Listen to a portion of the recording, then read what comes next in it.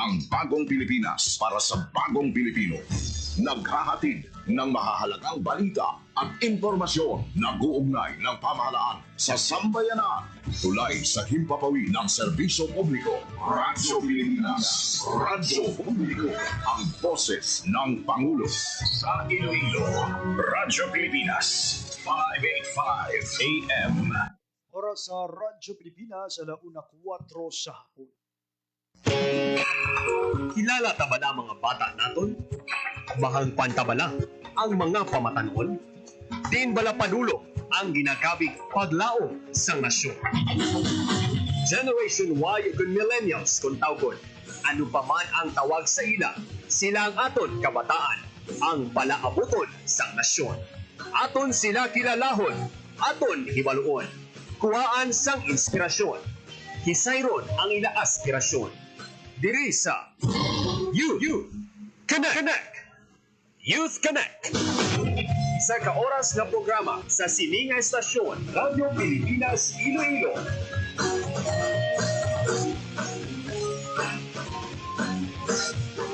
Youth Connect.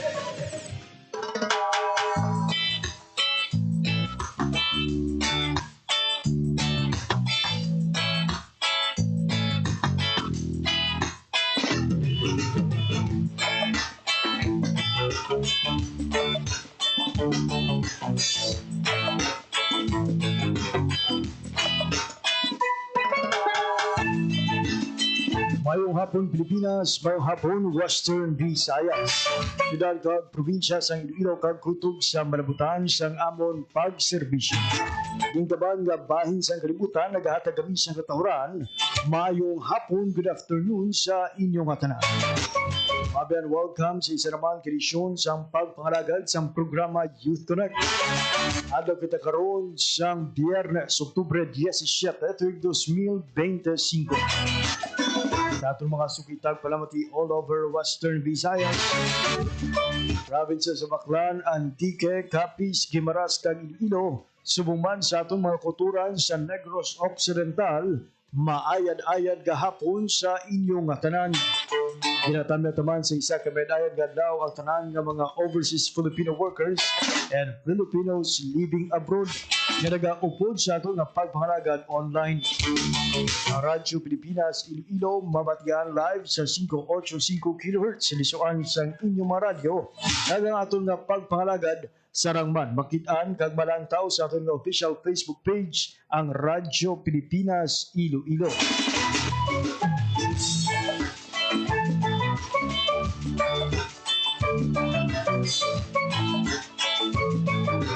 Mabiyan kaangay sa mga tinalikdan nga episodes ang pagpakalagad sa programa Youth Connect. Isa naman ka astig storya sa isa ka pamatanon diri sa atong rehiyon ang aton nga pamatian kag kilalahon.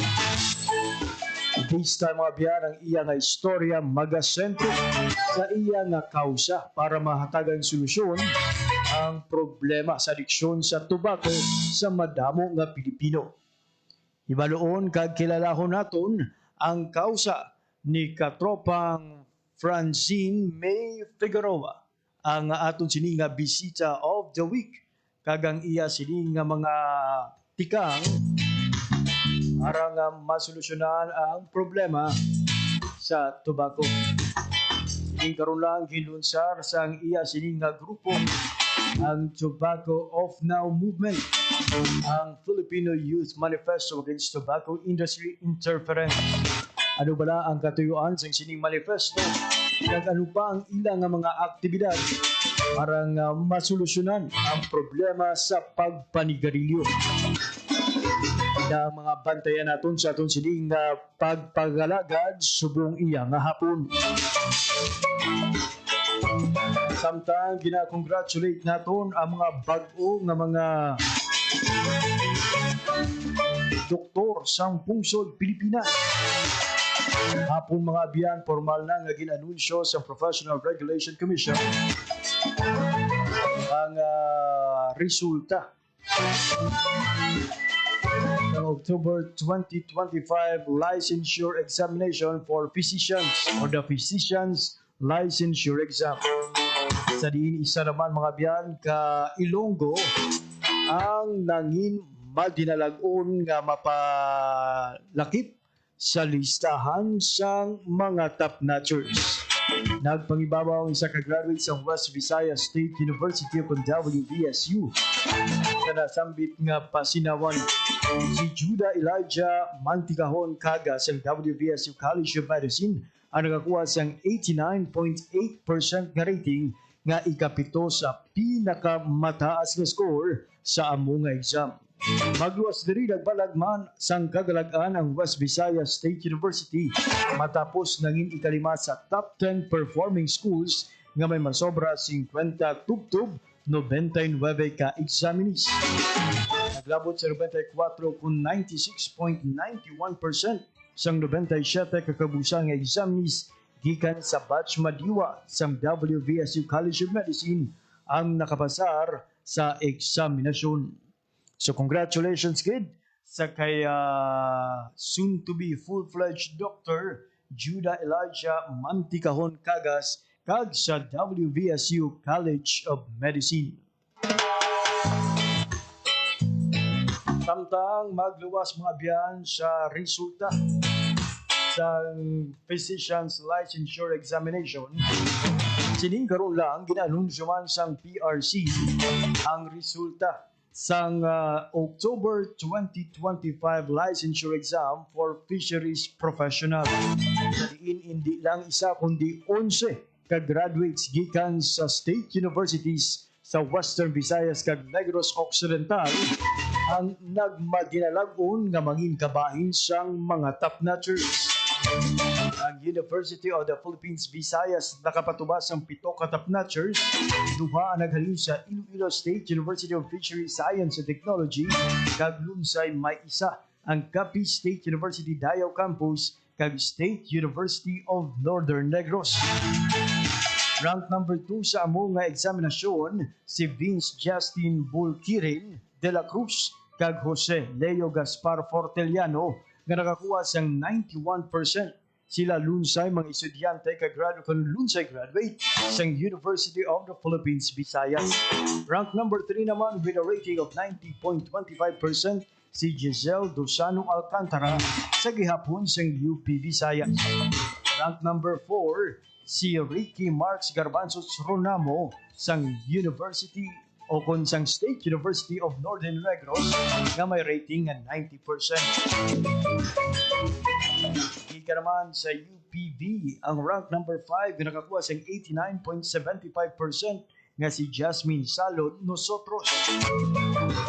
Samtang pareho nga graduate sang Iloilo State University of Fisheries Science and Technology nga nakakuha sang 89% kag rank number 8 na day Leslie Kate Tejero Makiling kag Andre Von Torre Miliano Villarin. Pareho naman nga rank number 9 ang graduate sa UP Visayas na Sanday Bea Bianca Torreliasa Pantoja kag Timothy Paul Briones Reynaldo nga lunsay nakakuha sang 88.75% nga rating. Kag rank number 10 nakakuha sang 88.50% nga rating si Christian Ombega Jimenez sang Capiz State University Davao Campus kag si Cindy Servano Mandal sang University of the Philippines Visayas. So congratulations kids sa aton sining mga bag-o nga mga fisheries professional and of course sa aton sining nga mga top-notchers gikan sa UP Visayas, Iloilo State University of Fisheries Science and Technology, Capiz State University Davao Campus, and State University of Northern Negros. Bayang ang inyong kadalagaan both in the Physician's Licensure Examination and Fisheries Professionals Licensure Exam, magahatag inspirasyon sa madawo pa ng mga Ilonggo na magbira-bira man sa pagtuon sa pag-review para magpangibabaw sa eksaminasyon. Mga tropa sa aton nga pagpanumbalik, manging kaupod na nato ng aton bisita of the week. Ang istorya ni katropang Franz Figueroa nagsang iyang organisasyon ang Tobacco Off Movement Now. or tobacco of now movement aton nga hibalon. Hindi kagiban pa nga mga impormasyon pagkatapos lamang sa pila ka pahanundok. Magandang araw, si Dingdong Dantes po ito. Isa ang landslide sa mga sakuna na hinaharap ng mga Pilipino. Kaya naman importanteng alam natin ang mga senyales ng landslide na pwedeng makita sa ating lugar. Tulad na lang ng pagkakaroon ng pitak sa lupa o kaya naman ay pagtabingi ng mga puno at poste. Senyales din ang biglaang pagbukal ng tubig sa lupa at pagkulay puti ng ilog. Pwede rin magkaroon ng bitak sa inyong mga dingding, bintana at maging sa kalsada. Na-observe mo na ba ito sa paligid mo? #panatag ang may alam. Maging Panatag Pilipinas. Time to celebrate kulturang Pinoy. Tradisyon, musika, sining, literatura at iba pa. Anything and everything fun and Filipino. Ito ang Pinoy Kultura. May nagwawala sa labas? No, that's actually something I haven't heard for the longest time. That's someone trying to run for home in Shatong. Shatong? Ano yan? It's a Filipino game na nilalaro namin noon when gadgets and laptops weren't a thing yet. It's quite fun. Di nga, paano siya nilalaro? Well, Shatong is a Filipino traditional game that makes use of two rattan sticks. One long and the other short. The longer stick serves as the bat, while the shorter one serves as the hit. Like baseball, it has two teams. So there's a pitcher since parang baseball siya? Walang pitcher though, kasi the one who will hit is the one who serves, and the other team will be scattered around the makeshift field, which normally would just be the street outside the house or a basketball court. But just like baseball made 3 marked bases that the hitter has to run through all the way to home base while shouting, "Shatong!" Yeah, shouting Shatong is a fun part, and it's what you just heard earlier. Parang gusto ko itry ang Shatong na yan ah. Tara, sali tayo sa kanila. Shatong! Namimiss niyo ba ang traditional games ng Pinoy? Relive and play them again with your children so they can experience what you did back then. Bond as a family with our much-loved Pinoy games. Yan ang Pinoy Kultura because our culture is cool. Time to celebrate kulturang Pinoy. Tradisyon, musika, sining, literatura at iba pa. Anything and everything fun and Filipino. Ito ang Pinoy Kultura. Ang kwento ng adobo. From its humble beginnings sa hapagkainan ng mga Pilipino noong ika-16 na siglo to 21st century international tables, adobo, the most famous and the country's national dish, speaks of our culture, the sour and the salty, the sweetness and spice, mixed with the richness of tender chunks of pork or chicken, sometimes both together. It has traveled provinces, crossed continents to inspire chefs and delight peoples across the seas. Traditionally cooked in clay pots, the Spanish gave the name adobo to the dish, from adobar, which means marinade. It is an indigenous cooking method that uses vinegar and salt to preserve food in the tropical climate. It's been cooked a multitude of ways. Simple, may maanghang, merong may coconut milk, depende sa rehiyon siyang pinanggalingan. It's so flexible, it can create various and sometimes new tastes. Panlasang Pinoy has listed 31 of what they call insanely delicious adobo recipes. There's their traditional chicken adobo. Simple, made with chicken, soy sauce, vinegar, garlic, peppercorns, and bay leaves. There's adobo that varies in color and taste. Adobong dilaw, adobong tula, at adobong puti. At hindi lang lutong chicken or pork. May adobong tahong, adobong kangkong, and chicken feet adobo. The New York Times once shared on Twitter a simple chicken adobo recipe as comfort food to cook in the middle of winter. The Food Network had its own adobo recipe, and there is apparently a Spanish chicken adobo with chocolate. This humble but iconic adobo is not without controversy. Wikipedia says a trade department once announced plans to standardize the most popular Filipino dishes to make them easier to promote, starting with the adobo. Maraming hindi natuwa at pinatikos ang plano. The agency did a 180, said it's not mandatory and will only be done as a benchmark to define a basic traditional recipe para malaman kung tunay na Filipino dish pag nasa international setting. The adobo has been honored abroad, was runner-up in the Best Nuevo Street Food in the 2010 LA Street Food Fest. Philippine Primer says Chef Gordon Ramsay picked a pork adobo burger in Good Morning America's Battle of the Burgers in 2017.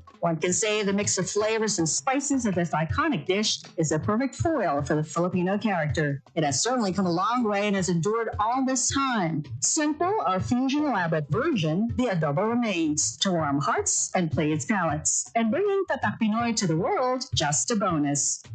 Yan ang Pinoy kultura because our culture is cool. Oras sa Radyo Pilipinas, 1:18 na sa hapon. You connect. Hadiyan siya po nagapamatiga mo sa pagpangalagad sa programa Youth Connect.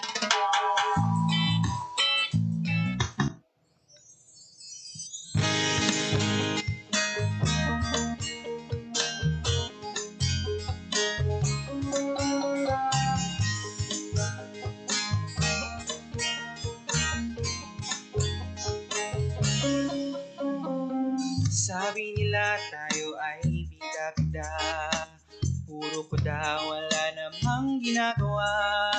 Sabi nila tayo ay puro social media, walang bukang bibig kundi ang magkajowa. Pero ito'y ibang-iba, sa tunay na laman ng ating puso't diwa. Di lang nila naman, di lang nila nakita, tayo'y gumagalaw, tayo'y gumagawa.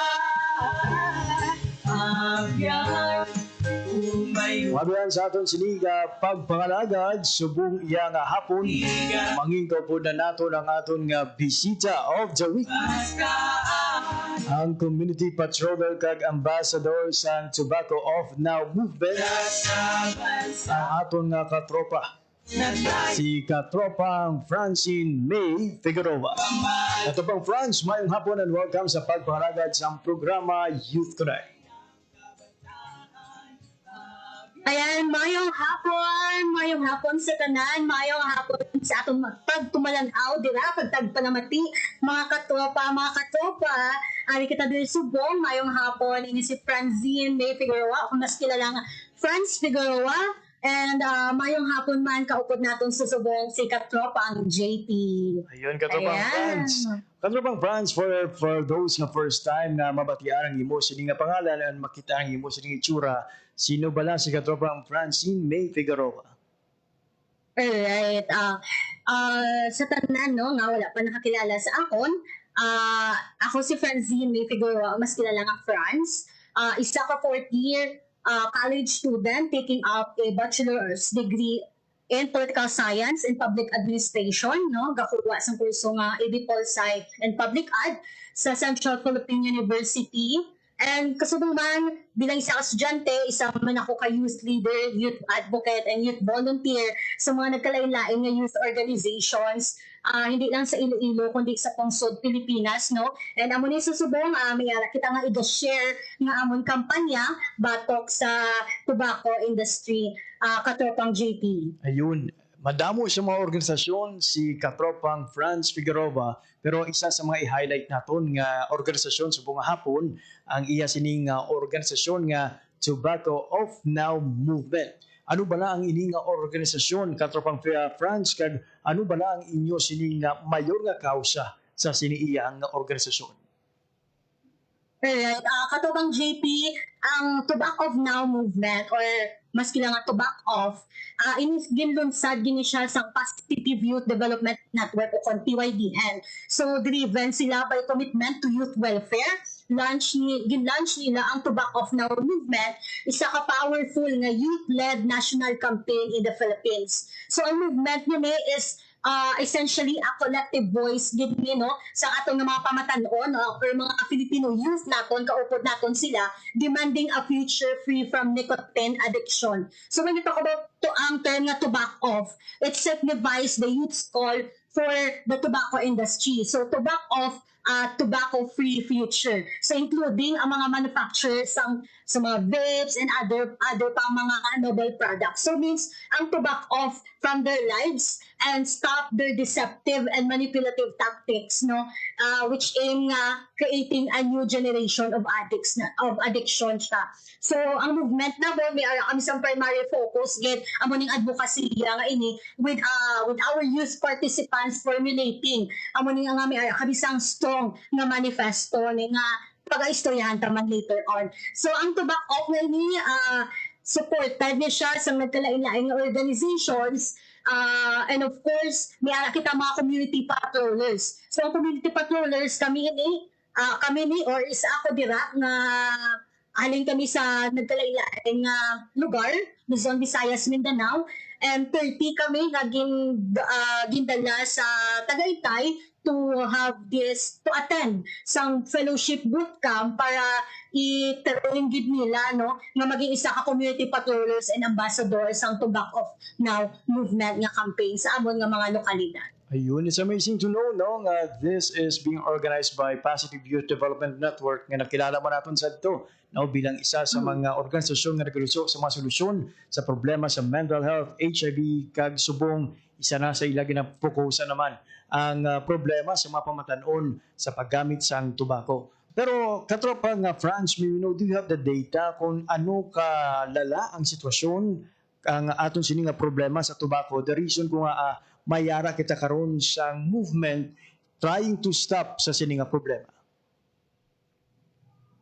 Katoka ang JP, so when we talk about tobacco nga daan, so ang tobacco product, amo ni siyang item no nga ga-contain sa tobacco naton from the tobacco plant. So any derivative of it. So may ano siya sa magtawag kita sa tobacco, duwa na siya ka type usually ang kilala naton amo ni ang cigarettes and e-cigarettes. So, talk about ang cigarettes, syempre amo ning sigarilyo, no? And ang sigarilyo nga naga-contain na siya sa 7,000 ka-chemicals with at least 69 of them known to cause cancer. And of course, ang e-cigarette, amo ning mas kilala naton nga mga battery-powered na device that work by heating liquid or cold na e-liquid or vape juice man na siya, no? So, amo ning gaka-H sa aerosol naman niya. Often yung liquid na vapor.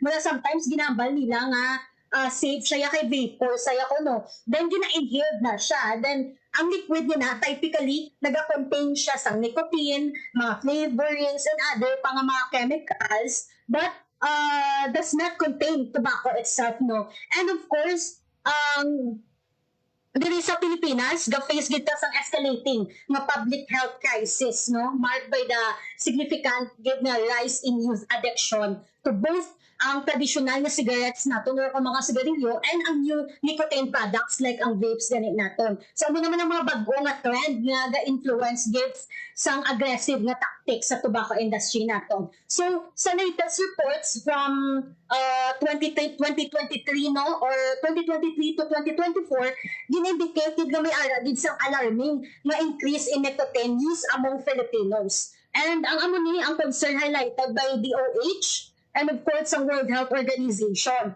And as of sa DOH no, sa 2023 ayon sa ilang National Nutrition Survey nag-show gid sang uptick no sa adult tobacco naman niya and vape use from 19.1% in 2021 to 24.4% in 2023. So setting a worrying na siya nga president. But more critically, ang youth naton gid no sa youth git amo gid ang new target with a national survey recording approximately nga 1 milyon na new smokers and vapers nga nagaidaron from 10 years old to 19 years old in sa muni na generation no. Sa edad pa lang na nila, 10 to 19 years old, new smokers and vapers na sila, kagdadala sila sa 1 million. And of course, sa demographic na being hooked get early, kung paano pa sila ginahook sa mga tobacco industry na ton, kag gina-manipulate through mga marketing strategies that include mga sweet and enticing flavors, mga slick and concealable product designs, and of course, ang mga pervasive na promotion sa social media and influencers naton nga nag-design gid to normalize nga i-use and ang downplay balas ang health risk nila. And amo ni may gid nag-cause sang health issue nila, it's because of the addiction. So amo na siya ang aton nga may gid sang there are 1 million new smokers aged 10 to 19 years old, and according sa World Health Organization naton, annually may aragid sa approximately nga 8 million people died due to smoking. And sa 2022, no, ang smoking rate sa Philippines was 18.9% with 321 average siya nga daily death. So, according na sa Lung Center of the Philippines na ton, katropang JP. Grabe. So, just to make the record straight, no, katropang Franz, ang pagpati sa iban nga kung mo safe ang vape, ang sigarilyo, kag ang vape ngayon, ginakabit natin mga e-cigarettes, pareho ini nga delikado para sa ikaayong lawas ng publiko. Yes, katopang JP, no? Kay magsiling sila kay siling nila, ang hambal nila, no? Kung nakabati, damo na nila nakabati, kay magsiling sila nga vapor siya, tubig siya ko, no? Pero wala sila kabalo nga mas grabe pag ginadaang, na ginatawag na to nga mga nicotine, or ginadaang mga chemicals nga ginasinghot naton, and at the same time, muna ang gakos nga maka-addict siya. And later on, nga kung maka-addict na ta, amo na magasunod ng mga health issues nga maangko naton. It's because of vaping, no? Managabali na gani safe ni siya ako, no? Kumpara sa sigarilyo, pero hindi na siya safe. Gina-target lang gid kita sang tobacco industry, kita nga mga pamatanon, especially, no? Sa mga design bala, sa mga packaging nga, abi naton USB siya, pero hindi dali siya USB vape siya dali may araman nga lain-lain nga design siya sang vape, like may pa-Yakult type, may ara pa nga do cartoon type siya nga vape, kay dali abi nila ang pangan pero vape siya dali, no? Amo na dali nga sa isa ka news ni ara kita nga na nakuha sa isa ka news nga sa bag sa isa ka grade 9 student, grade 9 or grade 8 student, may ara nakitaan ang teacher, no?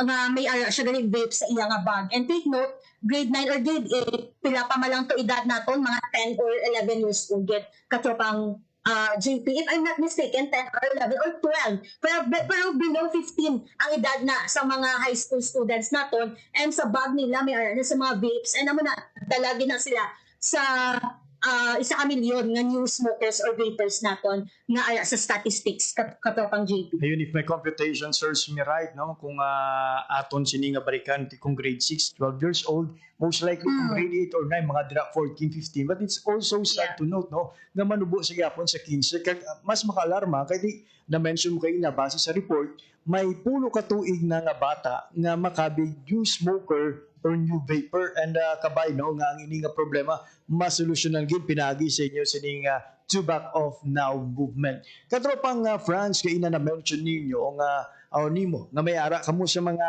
aktibidad, an isa dira ang pasangkad karon sa suporta sa sining manifesto. And for those nga curious, ano ba na ang ini nga manifesto? So, katropang JP, no, we are very proud, no, to have finally launched sang September 25, no, in celebration of the World Lung Day, ang Tobacco Off Now. Nag-launch kami sa amon ng Filipino Youth Manifesto Against Tobacco Industry Interference. So amon nga launching, gina-urge namon ang aton ng mga policymakers to address the public health harms of tobacco use. So ang manifesto nga ini, it was co-developed with 79 nga mga youth organizations naton and supported by over 100 community partners of the Tobacco Off Now movement, no? And major na nga milestone for us, give na i-continue ang mission of the campaign to actively engage young Filipinos to take control of their health and future. And with the release ng atong youth manifesto, our movement aims to influence ang key policy and tobacco control areas, ensuring na ang mga voices sa atong mga pamatanon nag-unagid naton sila and sa national health nga agenda ini. So ang national manifesto namon may ara sa anom ka demands, no, or 6K demands. First is erase ang restricted age for all nicotine-based products, no. Ang increase nga ni in the restriction age for all nicotine nga based products naton to 21 years old. Sa lahi naton 18 years old makabakal na sang vape or maka-purchase na sang vape, no, or ang any nicotine products. Pero sa among manifesto, ginaim namon nga mag-increase ang restriction from 18 years old to 21 years old. Of course, isa sa mga kay demands man amo nang eliminate ang flavors, no, and ang the immediate elimination of all flavors in electronic cigarettes or vapes, heated tobacco products, nicotine product pouches, and other pang mga nicotine-based products which are seen again as a deceptive tactic to appeal to the youth. And isa pagid ka mga key demands namon, ang ikatatlo amo ni i-terminate ang packaging designs. So ang immediate nga termination of all appealing nga mga packaging designs and designs that are often bright gid, tama gid ka sana, tama gid ka colorful and sleek, no, which make nga ang atong nga mga products na no look modern and fun. So dapat i-terminate gid ang mga packaging design, and of course strengthen ang distribution laws.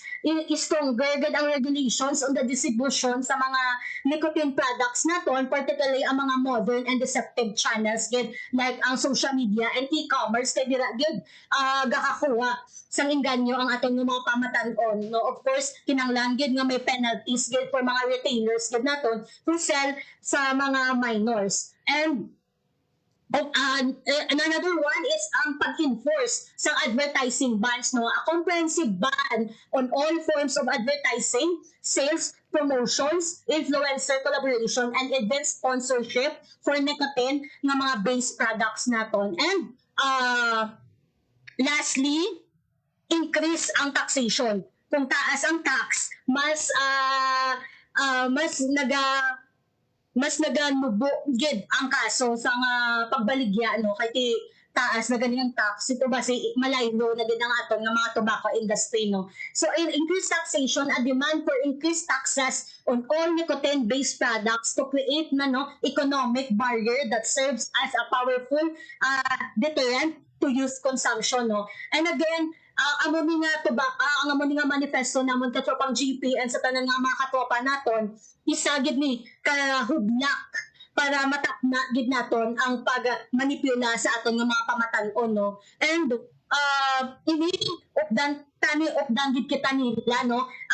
Gid sa amon Facebook page ang QR code, ang post dira nga maka-sign in, maka-sign out kamo sa pagpirma, no, sa amon nga youth manifesto, no. We will shape our own lives and refuse na ni nga to let our health and well-being be compromised gid sa mga tobacco industry. And ang desire nila to create a new generation nga addicted gid sa traditional nga mga cigarettes naton kag mga electronic nga mga vapes man. And we will not be deceived and manipulated, nor will we be casualty in public health crisis that is not of our making, no. Tama na, hindi na taon-taon ning silence na, no. Silent acceptance is over na, mga katopa. Dapat umpisahan tayo ni amo ang collective nga tingog naton and our commitment. This is our manifesto. Gani dino kami sa Tobacco Off Now. Gapanawagan gid kami amo ni kami manifesto nga ma-push gid sa aton nga national sa aton nga mga national policy makers. And katopang GP, no, I'm happy gid sa gin-share ko ni sa aton ICAS since nag-courtesy call kita before sa ila dito kag sila gid ang maging partner naton sa aton nga mga masunod nga mga projects under the Tobacco Off Now, ang ICAS. So kanami kita diriya sa Iloilo City, we have task force and city ordinance, and medyo stricto gid ang atong implementation diri. And mas maging stricto pa ni kung ma-push and ma-adapt man diri naton ang some of the some of the key demands sa manifesto namo, which is ang number one gid is ang pag-increase sa age restriction, no. And manami gid kay isang gin propose sang gin share tani sa ICAS some of the unod sang kay manifesto nato or kay demands dali existing na nga sa Iloilo City, and it's because nga may ara kita sang ordinansa kag may ara kita task force katopang GP. Ayun, so may ara sang anom ka key demands ang ining nga manifesto, the increase in age restriction, the increase in tax imposition, kag removal sa mga flavors, no, nga makagalanyat para sa iban, and at the same time, no, ang pagdula man sa mga advertisements nga ganyat sa mga pamatanon o sa mga publiko nga magbakal kay magamit sa sining nga mga sigarilyo. Katapang Franz, just to clarify lang, you mentioned 79 organizations during the launching. Ina sa Iloilo lang ina or kabilugan na ina nga Pilipinas? Katopang JP, kadbilogan na siya sa Pilipinas, no? Kay sa ang Tobacco Off Now, before hindi pa ni siya Tobacco Off Now, it was a series of workshops, tests, before bago siya naging launch na Tobacco Off Now. So before gin-launch na ginagpa-workshop ni ang PYDN or ang Positive Youth Development Network naton, Luzon, Visayas, Mindanao. And sa Luzon, it was held somewhere in Manila, and sa Visayas, diri gid siya ginheld sa Iloilo, no? Diri nila ginheld ang workshop na to about health, something health pa to siya that time. And nag-attend man ako dito. And ginheld gid na siya sa may Goldberry Hotel, dito sa dapit man sa JM Basa, no, nga hotel. And kaupo na to ng mga nagkalain-lain, mga youth organizations. Hindi lang sa Iloilo, we have from Aklan, we have from Region 6, yung mga nagkalain-lain, hindi kita nga upo dito. Ay naman to na-combine siya as 79 youth organization, Luzon, Visayas, Mindanao, kaya co-develop ni ang Tobacco Off Now. Later on, na-launch na siya as Tobacco Off Now, and may ara kita sa mga community partners. Ang mga community partners, 100 plus ni siya, amo na ni ang mga lain-lain nga mga youth organizations na nag-support sa Tobacco Off Now, and nationwide ng mga youth organizations man siya katropang JPM. If maklik mo po ang amon nga manifesto, which ara man sa Facebook page namon, and may ara dito link kung di na amon nga manifesto, no, makitaan nyo dira mga katropa kung ano ang mga organizations, na-lay down dito kung ano ang mga 79 youth organizations, ano ang mga community partners na nag-support sa amon nga kampanya or amon nga movement, no. Ayun, katropang Franz, no, bali until now, you are still soliciting some additional signatories or additional support from various organizations and community partners to support this manifesto. Yes, katropang Franz, yun. Ayan, clarify lang nautod natin, ka katropang JP. Ayun. Sa subong, kamusta? Mabatian mo na ako? Ayan. Yes po. Katropang Franz, no, let me clarify lang. Kaya you mentioned just may ara na sang 79 ka mga organizations and community partners nga nag-upod sini. But sa subong, bukas pa sa gihapon ang inyo sini nga grupo sa pagbaton sang dugang nga suporta for the manifesto. Yes, katropang JP. We are aiming gid na by the end of the year, no, at least makakuha kami sang 15,000 ka mga signatories gid para ma-push siya sa para ma-push ang atong nga manifesto sa national, kag ma-refer gid dito, kag para mabatian gid kita nila nga damo-damo kita nga nagaupod sa sini nga kampanya katopang JP, no. So if mag-sign out ka mo dira sa amon nga or magpirma bala sa amon nga manifesto, maga-include man na dira ang inyong mga pangalan kag mga organizations ninyo katopang JP. Ayun, you mentioned the referral of this manifesto. Sa kay sino naton gina-target nga mahatag ang ining nga manifesto? Are you planning to give it to the Congress, both in the lower house and the Senate, or igadulong nyo ini sa Department of Health or any government agency nga involved sa trade sang sining mga cigarettes? Yes po, sa tanan gid katopang JP as nga mabatian kita nila kag it's because ang ini nga manifesto namo, no, ginadulong gid naton sa mga national policy makers naton kay niara kita ang mga ginapropose na mga key demands, no, kag sila gid ni ang push gid, no, nga mapasar bala sa layigid kay according sa aton nga layi 18 years old. So kung ma-push nila nga mag 21 years old na ang restriction sang aton nga mga pagbaligya, no, or pagbaligya sa aton nga mga pamatanon katopang JP. Ayun, katropang Franz, we only have 5 minutes left sa aton sining pagpangalagad. Siguro ano pang ang mga nabiling nga aktibidad sa inyo sining movement ang Tobacco Off Now parang mas ma-emphasize or mas mapabaskog pagid ang paganyat ninyo sang suporta para sa sininga manifesto?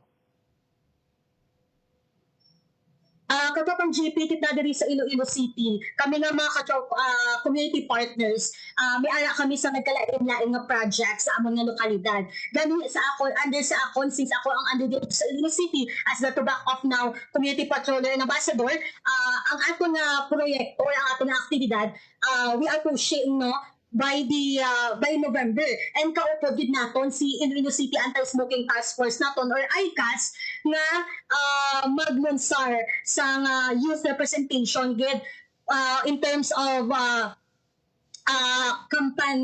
campaigning sa anti-smoking campaign naton diri. And ang amo nga kampanya namon reactivate namon ang slush sa ICAS, amo ning student leaders against smoking habits, amo ning mga nagkalain-lain naton nga mga youth leaders from different schools, ipagatipuno naton sila, amo ang magiging representative naton to fight against the anti-smoking campaign naton kaupod ang ICAS. And of course, i-launch man naton ang To Back Off Now campaign kadungan sang pag-launching sang aton nga slash and To Back Off Now campaign. And sa subong nagahiwat kami kaupod si ICAS sa school caravans or amo ning ginatawag naton nga tropa caravan, nagaupod kita sa ICAS para sa aton nga anti-smoking campaign anti-smoking campaigns, symposium sa nagkalain-lain nga mga schools, agod ikampanya, i-introduce si To Back Off Now movement sa ila, and continue gid ang aton nga kampanya batok dira, and kaupod gid naton si Iloilo City Anti-Smoking Task Force, and shout out gid sa aton nga mga hardworking nga mga ICAS team headed by our executive director Sir Inigo Garingalaw. Gani din kami sa To Back Off Now movement.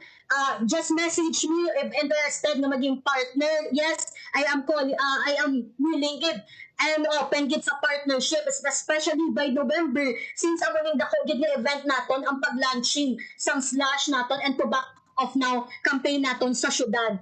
Gani din nyo ako, message me sa ako ng Facebook page, Franz Figueroa, para maistoryahan naton ang mga partnerships kung ano pa ang mga possible nga mga pagaywaton naton para ma-push tagid ini ang kampanya naton diri man sa Iloilo City. And of course, update nyo kami sa pagpirma sa manifesto para mapadangat gid naton ang movement kay ini sa national. And nakita na ang alarming nga rise of new generation nga hooked sa traditional cigarettes and electronic, and we demand gid nga ang immediate and decisive action gid on the following key policies and tobacco control areas. Gani as guided by the World Health Organization Framework Convention on Tobacco Control, amo ng first global health treaty to address ang global tobacco epidemic and its serious public health consequences. Kami sa To Back Off Now, we strongly demand the big tobacco to back off from our lives, from our communities. We are taking back our future, and we call on young Filipinos to join us in this journey. Again, to back off when, to back off now. This is Franz Figueroa. Mandamo gid sa langamat, katopang GP sa atong mga katropa sa subungan tagpalamati naton sa Radyo Pilipinas Iloilo. Madamo gid salamat sa inyo, and I hope nga may nakuha gid kita. I hope nga sa tanan nga magagapalamati nga mga pamatan-on naton magaupod gid sa kampanya ini, because para din sa inyo, para din sa aton mga future generation nga tama na ang pagmanipula sa aton sa mga tobacco industry. Kay after all, wala kita may makuha gid sa nga manami gid na sa palaaboton naton, and badang mo lang gid kita nga mga sakit ang makuha din na. And yes, katopang JP. Madamo nga salamat katopang Franz for the powerful closing statement. Gusto taman mga magpalawig pa kapaghatag sa mga dugang nga pamangkot, but we only have limited time left sa aton sininga Zoom kag sa aton sininga programa. Again, thank you so much, kaga see you again sa mga masulod nga kaiganan, and hopefully madamo gyud nga mga pamatan-on ang magapalabot sang suporta sa inyong nga kausa. There you have it mga biyan, si katropang Francine May Figueroa, ang community patroller kag ambassador sa Iloilo City sang Tobacco Now Movement, isa sa mga programa karon sa Positive Youth Development Network kung PYDN nga nagatuyo nga mahatagan solusyon ang mga kabig makalarma na nga problema sa pagpanigarilyo kag paggamit sang vape sang mga pamatanon kag sang madamo nga mga Pilipino. May ara sa anom ka key demands kaya ginaduso ang nasambit iyang movement. Atip na diri ang paghatag solusyon sa packaging, advertisement, age restriction, pati na sa ginapatuman karon nga mga buwis o taxes nga daw makabig na to, no? Wala nag-epekto sa madamo nga mga Pilipino. Despite the higher taxes nga napatuman si dalom sang sin tax law. Pila sa gihapon ka mga Pilipino ang madamo kung magpanigarilyo. Nabuhin-buhin na lang siyang 2 ka stick kung 3 ka stick. Pero pila sa ila, masobra sa gihapon tunga sa pakete ang ginatabako kada daw. Dari man ko nga may mga lawmakers nga push or a higher tax nga igapatuman sa sining nga mga sigarilyo. And kabay with this tobacco nga Tobacco Now Movement manifesto sa PYDN kag sa bulig sa naytuhay nga mga youth leaders kag sa general public ang ining handom sa pila ka mga lawmakers to impose higher taxes sa tobacco ang mangin katumanan. Good news gid ini para sa mga kauturan naton nga nagaproblema sa ila sini nga mga paga. May mga hapo o kung mga kauturan naton nga sensitive ang ila sini nga pangamoy o kung pagpanimaho bangod sa sining aso nga ginabuga sa sigarilyo kag sa mga vape. Oras sa Radyo Pilipinas, 1:50 na sa hapon. Pinatanda natin sa isa kamayad-ayad kahapon ang aton nga mga katropa nga sa Tito TJ Ganzon, si Marang Joan Olga Sanswico, si katropang Ma'am Denti Evangelista, si katropang Sharon May Verdejo Baikin. So bumagirataman natin sa isa kabayad nga hapon ang atong mga katropa na sa Achelia Siyaw all the way from Cebu. Si Ma'am katropang Reggie managaw sa atin sining pagpangalagad online. Gusto naman nga magpalawig pa mga biyan kamaghatag sa duga nga mga pamangkot kag subong man mga impormasyon. But sad to say nga limitado lang gid ang aton sini nga oras subong iya nga hapon. Anyway, thank you guys sa pag-report sa aton sini matag adlaw nga pagpangalagad kag siyempre sa pagpamati kada semana sa programa Youth Connect. Ulog na naman kita sa masunod na semana, same time, same station. Para sa panibagong istorya sang astig nga mga pamatanon. For the meantime, it's time to say goodbye. Madamong nga salamat sa akon nga mga katuwang technical, Mr. Rochelle Jones at Hero sa studio, kag Mr. John Magallanes sa transmitter. Again, congratulations sa aton sining nga mga bag-o nga mga licensed physicians kag sa mga licensed fisheries professionals. Congratulate pa naton ang mga bag-o nga mga CSE passers or mga nakapasar sa Civil Service Examination Pen and Paper Test. Kabay nga kamutanan, magserbe nga inspirasyon kag maayo gid nga mga professional sa aton sining nga pungsod. Ako na lang ang inyo nang inalaga, JP Harvas. Madamo gid nga salamat sa inyong nga pagpamati. Maayong hapon, Pilipinas. Isa naman kamapuslanon ng edisyon sang Youth Connect. Ang inyo nabatian. Updanay naman kita sa masunod. Youth Connect.